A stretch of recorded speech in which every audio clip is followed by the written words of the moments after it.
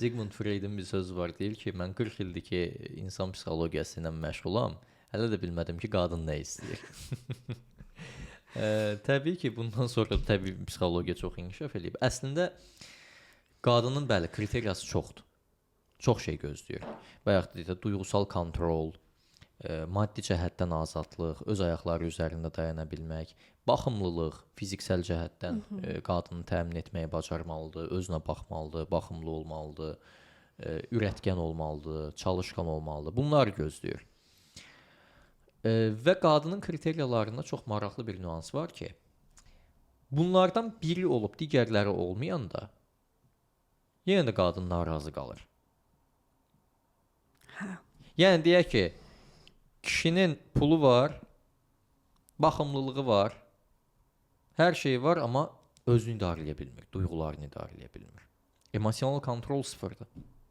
İstəməyəcək qadın o kişini. Hər şeyi var, tənbəldir, istəməyəcək. Hər şeyi var, öz ayaqları üzərində dayana bilmir. Gəlib neçə yaşına, ata mənə pul ver, ana mənə pul ver, ata uşağımın təhsilini ödə, nə bilim, nəyini ödə falan falan. İstəməyəcək. Ona görə də qadının həm gözləntiləri çoxdur, həm də ki, gözləntilərində sərtdir. Hamısı olmalıdır. Kişidə elə deyil, kişinin biraz gözləntisi azdır. Bu arada bizim bu elədiyimiz söhbətlər normal adamlar üçün keçərlidir. Yəni necə normal? Özünü müəyyən qədər inkişaf etdirmiş, müəyyən qədər o ortalamanın üstünə gəlmiş insanlar üçün keçərlidir. Yaş həddi, hə. Yaş həddi olaraq deyil, mədəniyyət baxımından, kültürel baxımdan, zehniyyət baxımından da müəyyən bir təbəqənin üstündən söhbət edirik. Yoxsa toplumun böyük bir əksəriyyətində onsuz da daha çox gözləntilər nə şəkildədir? Yeməyim olsun, Maslow'un piramidasındakı təməl ehtiyaclar da yeməyim olsun, suyum olsun, yatmağım olsun, cinsəlliyim olsun və salam. Bu qədər. Bitdi. Bəs onda kişi qadından nə gözləyir? Nə, onun gözləntisi nədir? Kişinin adətən gözləntisi, psixolojik olaraq biz baxdığımızda adətən sədaqətdir. Kişi sədaqətli bir partnyor gözləyir, bir qadın gözləyir ki, mən sənə hər şeylə təmin edirəm, mənə sədaqətli ol. Bunu gözləyir. Bu qədər. Düzdür, başqa kriteriyalar da olur, amma əsas kriteriyası budur. Kişinin gözləntisi azdır. Amma təbii ki, belə bir məsələ də var. İndi müraciət edən, mən psixolojik elədiyim seanslardan nümunələr deyəcəm sizə. Qadın adətən dedik ki, ən ideal fərdi tapıb, onunla cütləşib, soyu ondan davam etdirmək istəyir. Bəs kişi nə istəyir? Kişinin gözləntisi ibtidai beyinlə hərəkət eləyəndə mümkün qədər çox yerə səpələnməkdir. Yəni, daha çox yerə yayılsın, toxumu daha çox yerə atsın.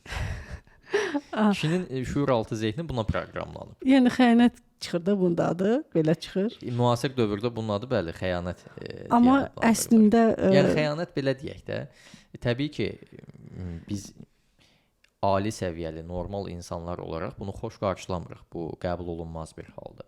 Ancaq çox sual verirlər mənə, bəzən seanslarda da olur ki, nəyə görə qadınlardan çox kişilər daha çox xəyanət edirlər, niyə daha çox kişilər gəzirlər falan. Çünki kişinin təbiət etibarilə şuur altı zehnindəki proqram budur.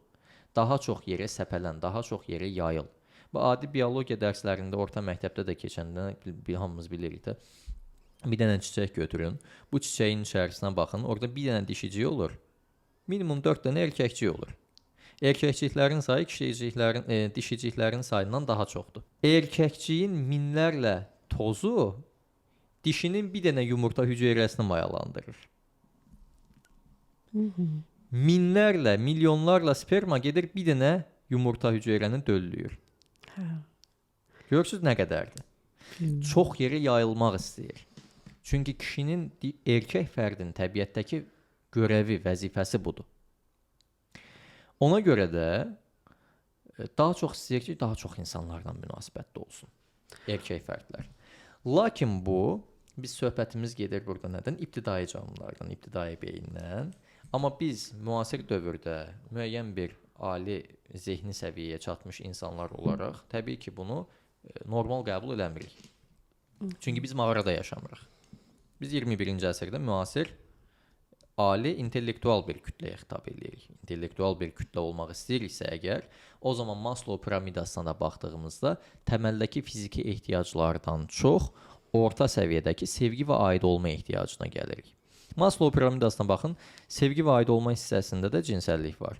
Fiziksel ehtiyaclar, yəni piramidanın təməlində də cinsəllik var. İkisinin bir-birindən fərqi bilirsiniz nədir? Təməldəki cinsəllik sadəcə olaraq nəsil artırma instinktinə dayanır.